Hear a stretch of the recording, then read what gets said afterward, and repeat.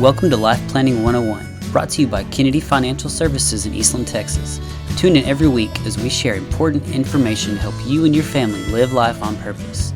Insurance, investments, legacy and tax planning, and much more. All covered now on Life Planning 101.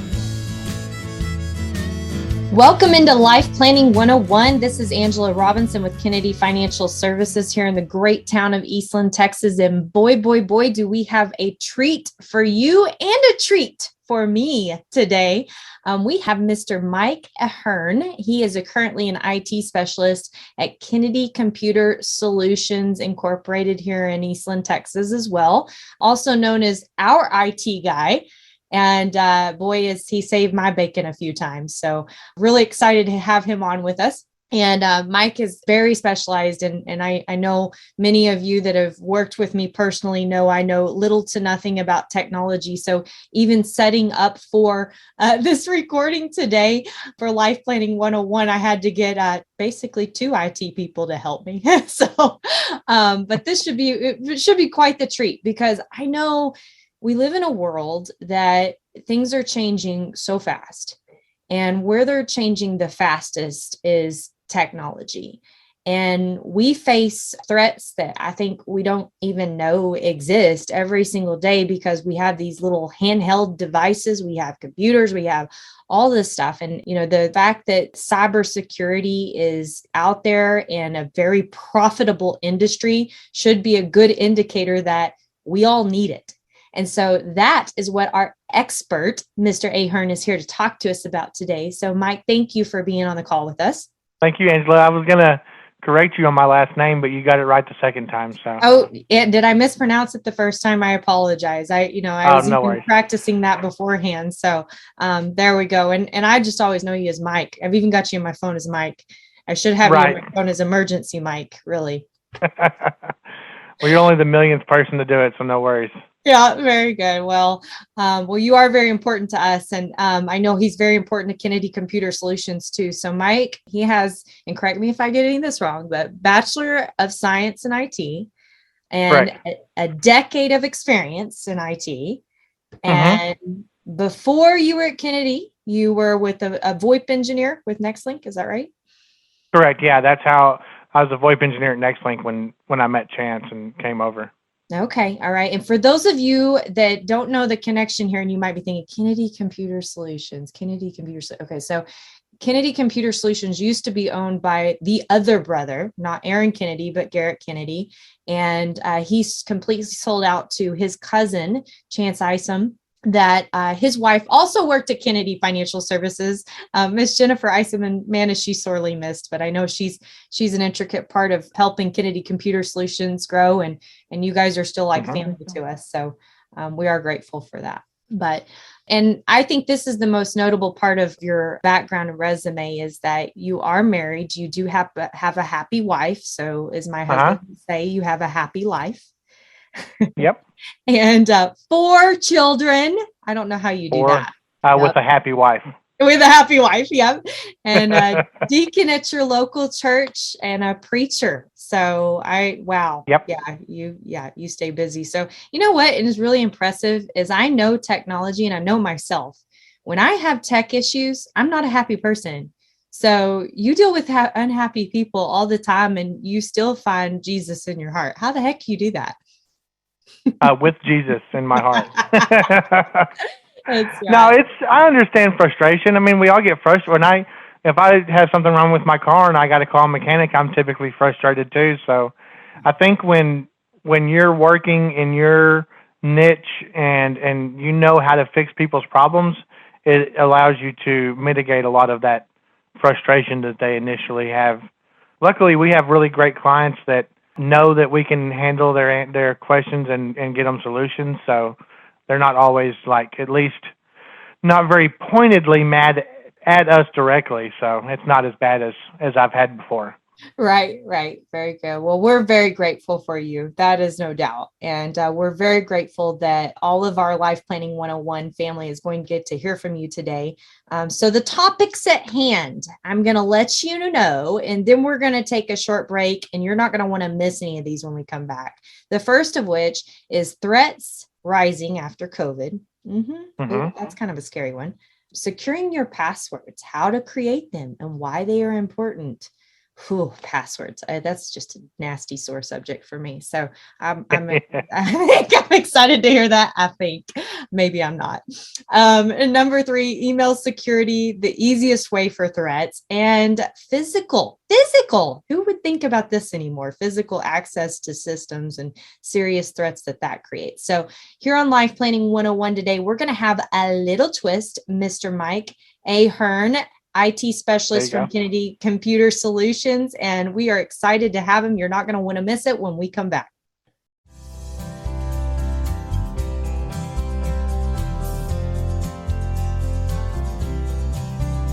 Welcome back to Life Planning 101. This is Angela Robinson with Kennedy Financial Services, joined by a special guest from another Kennedy business, Kennedy Computer Solutions here in Eastland, Texas, Mr. Mike Ahern, and he is talking about some threats when it comes to technology. So, Mike, after COVID, what is this? There's actually rising threats. Did people just get bored at home and come up with new ways to hack a system, or what happened?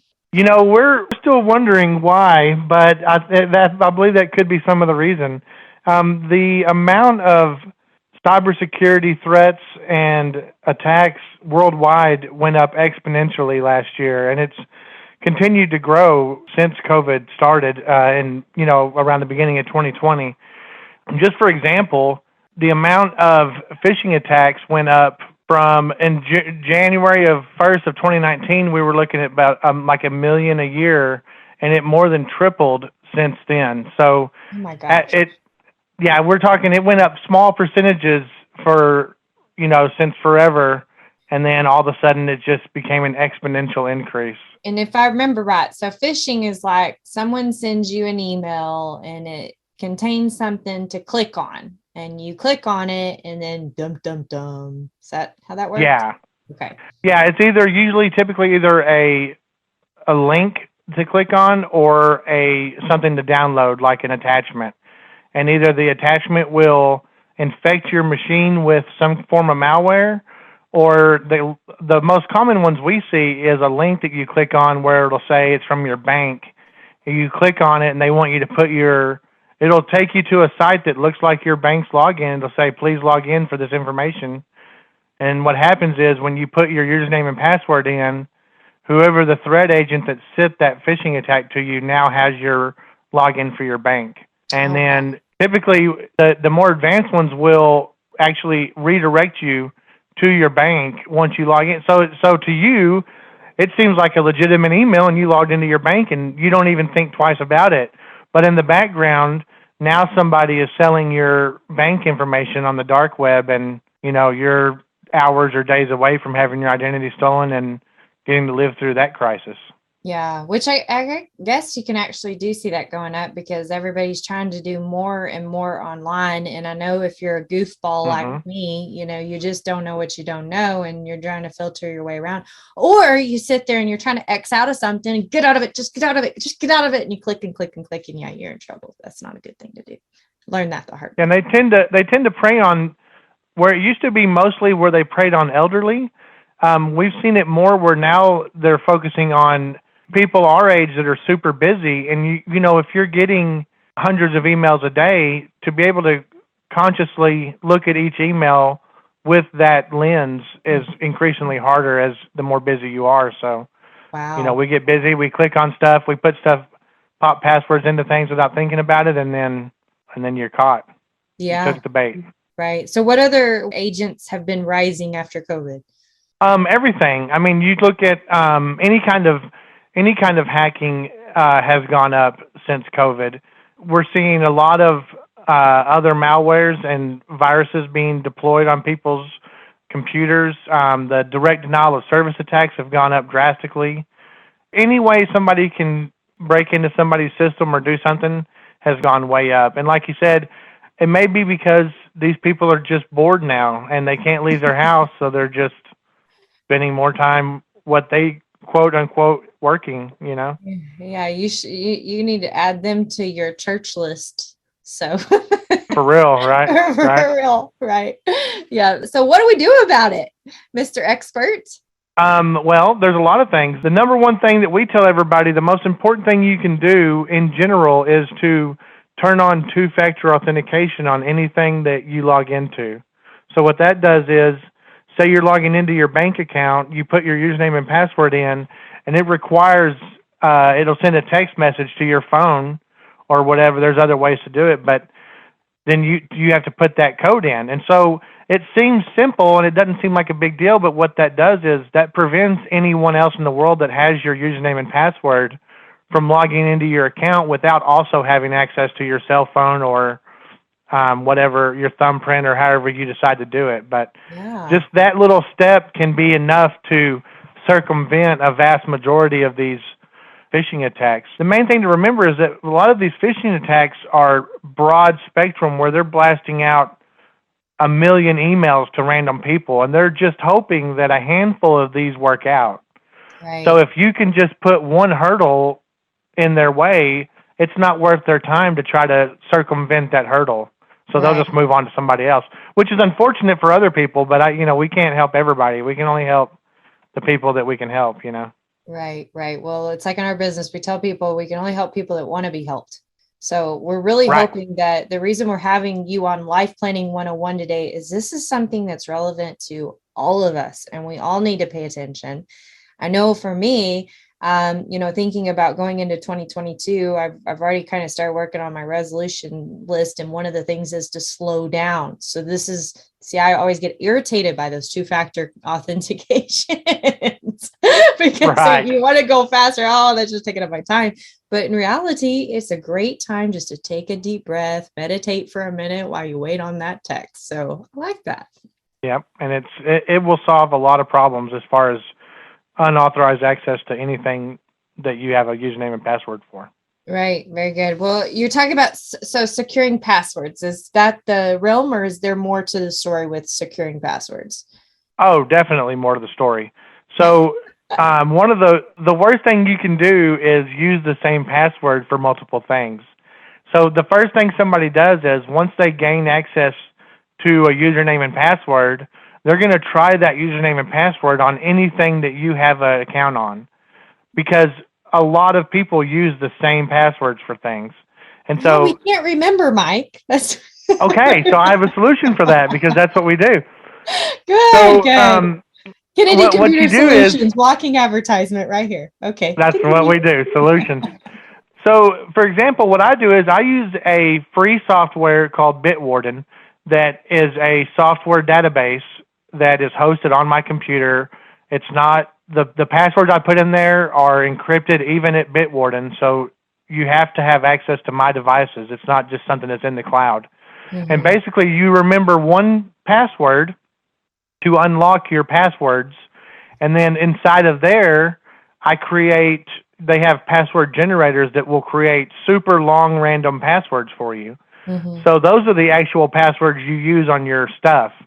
So does for that example, work on your like your iPhone or your it's on my phone. Yeah, okay. And it's all like on my phone, I use my fingerprint to open it. Yeah, okay. Yeah, it's fantastic.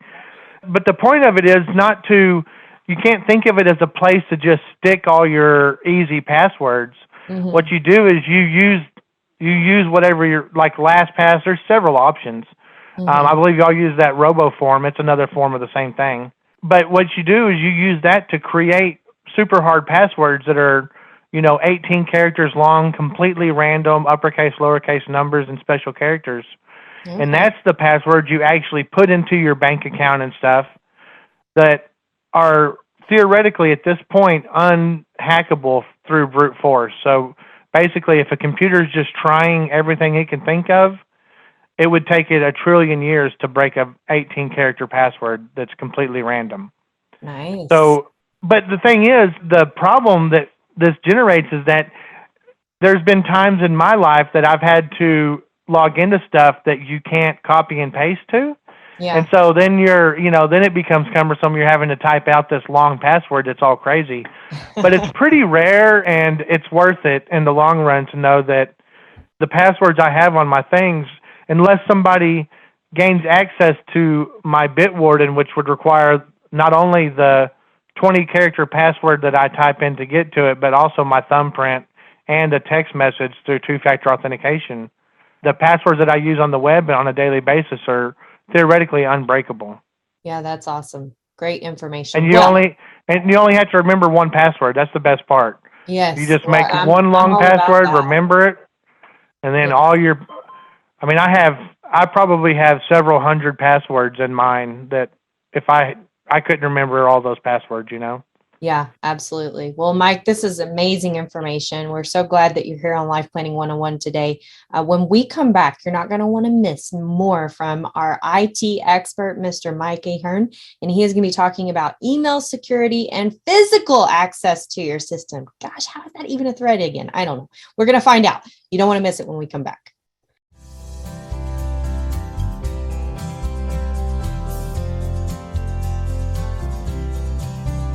Welcome back to the last segment of Life Planning 101. I'm going to tell you, if you have missed this show, you need to start over and you need to hear the whole thing, because we have an IT specialist here from Kennedy Computer Solutions in Eastland, Texas, Mr. Mike Ahern, and he is giving some incredible, valuable information that could just save your bacon, literally as much as bacon costs these days.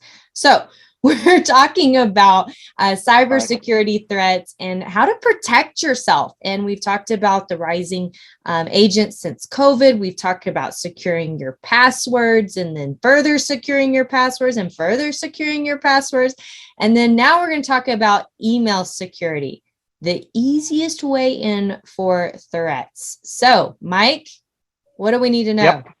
So the first thing you need to know is that when I say that email is the easiest way in for threats, it's very true. You can have your computer just as locked down as you want with the 100-character passwords and the Fort Knox of safes, and people get your emails come through and you click on something and none of that matters. We all use email. The amount of email going in and out and on a daily basis is staggering. And it's the easiest way in for somebody that is just sitting in their basement wanting to hack people's computers. You got to wonder if someone's sitting in their basement wanting to hack people's computers, how they actually get to enjoy any of the fruits of their theft. It's crazy. Right. Who knows? Who knows? Who knows? Yeah, kind of freaky. Yeah, so it's the easiest way for threats in. Obviously, we talked about phishing. What other things do people need to know? Well, something that kind of stacks on top of phishing is social engineering. So this used to be way more prevalent than it is, but it's still used, where you might have an email that is completely not malicious in intent. In as far as the email server is concerned, so it'll slip through your email security, but it'll say something like, "This is so-and-so from, this financial institution. Please give us a call at," and it'll have a phone number. You call the person, and it sounds like a legitimate, "Thank you for calling Chase Bank. This is so-and-so." And then they talk to you, and they use social engineering, which is them talking to you and you giving them information over the phone or whatever. And so maybe if you have really good email security, and like y'all have recently started learning about, and it's blocking a lot of malicious emails coming in, sometimes emails can slip in that have no malicious intent in the email other than a phone number to call. And then when you call, you end up giving whoever's on the other line all the information they need, because it sounds like, your Uncle Kurt down the street, and he sounds like a good guy, and so you trust him without any kind of verification. Wow. And how many times have you told somebody, said, "Well, what's your social security number?" and you just give it to them. Wow. And then you don't even you know what I mean? Like, you wouldn't be like, "Well, let me see how can you verify who you are before I give you that?" When we really should be doing that. Right. Absolutely. That's so freaky. And I know, especially we've had some families over the past that called and said, "I think I just messed up." And it's a real deal. And you get wrapped up in that real quick without even noticing what you've done. So yeah, slow down. 2022, we're going to slow down. We're going to slow down and look and read and do a little bit more and make sure we have all these securities. We're going to call Mike Ahern at Kennedy Computer Solutions. Right. And people think that, people hear about phishing and it sounds like this thing that other people deal with. But for example, I'm looking at this website right now, and it says that last year, businesses worldwide lost $17,700 every minute due to phishing attacks. Whoa! Every minute for the year. So That this is is not something that's just staggering. happening once in a while. Yeah, $17,000 a minute Wow. over the course of a year. So I mean, it's not something that is just like happens to other people, so I don't need to worry about it. This is happening to everyone, and it's happening at an extreme level. Yeah, for sure. Yeah. So what in the world? Physical access. I mean, if everybody's in COVID in their basement, nobody gets physical access. Okay, so But physical access, right. So I can tell you, if somebody with my training can have physical access to your computer without somebody looking for, I don't know, 90 seconds to 3 minutes, I could pretty much have anything off of your computer that I wanted. Wow. Regardless of, I mean, physical access, it's like having somebody try to steal your identity over the phone or with a phishing email, or one of all the ways we talked, versus them having your wallet for a few minutes or having your purse for a few minutes. Yeah. That's the difference in physical. I kind of feel like I need to sing the James Bond theme for you. And, that's impressive. 3 minutes, get anything off of your computer I need. So, wow. I mean, and people that are, and that's just, I mean, people that really do this and are serious about it, they can have a flash drive they can stick in your USB port, and once it uploads, then they just have a back door, and then they can just get in and out of your computer whenever they want. So what do you do about that? Like, what if you have a party for Christmas at your house and you have some strangers? What do you do about that? Well, you limit physical access to any computers or things like that. So if you have a computer in a bedroom, you just keep the bedroom separate and then keep it locked away. Or hopefully you have friends at the party that aren't going to do things like that. Something else you can do, right? Something we do for all of our clients is you have 2 separate Wi-Fis. So, the idea of having a guest Wi-Fi at home seems kind of weird, but having a guest Wi-Fi versus having just an open Wi-Fi where all of your computers and stuff are on the same Wi-Fi can go a long ways. If somebody only has guest Wi-Fi and it's separated in your router, they don't necessarily have access to your computer remotely sitting on your couch, Yeah, absolutely. Well, Mike, I'm going to tell you what, I think we need to make this annual deal with updates, because this was incredible. I just don't listen well, but I've learned more in the last 20 plus minutes than I've learned all year from an IT standpoint. Maybe it's just that I don't look well, but anyway, thank you very much for your time today. You're welcome. We truly appreciate all you do for Kennedy Financial Services and what you do to help protect our clients, in essence. And we know that you guys are just awesome to work with, and we just appreciate your expertise in so many ways. Well, thank you, and same for y'all. We love y'all, and we love working for y'all.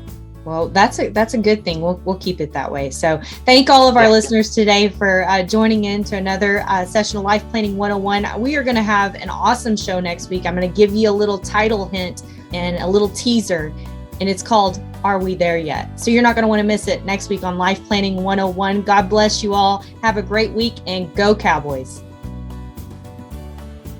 Thank you for joining us for Life Planning 101, brought to you by Kennedy Financial Services. If you have questions, you can email them to lifeplanning@kennedy-financial.com. Be sure to tune in next week for more Life Planning 101. The opinions expressed herein are those of the firm and are subject to change without notice. The opinions referenced are as of the date of publication and are subject to change due to changes in the market or economic conditions and may not necessarily come to pass. Any opinions, projections, or forward-looking statements expressed herein are solely those of the author, may differ from the views or opinions expressed by other areas of the firm, and are only for general informational purposes as of the date indicated. Securities offered through Calton and Associates Incorporated, a registered investment advisor, member FINRA SIPC. Investment advisory services offered through Smart Money Group LLC. Kennedy Financial Services and Smart Money Group LLC are separate entities and are not owned or controlled by Calton and Associates Incorporated.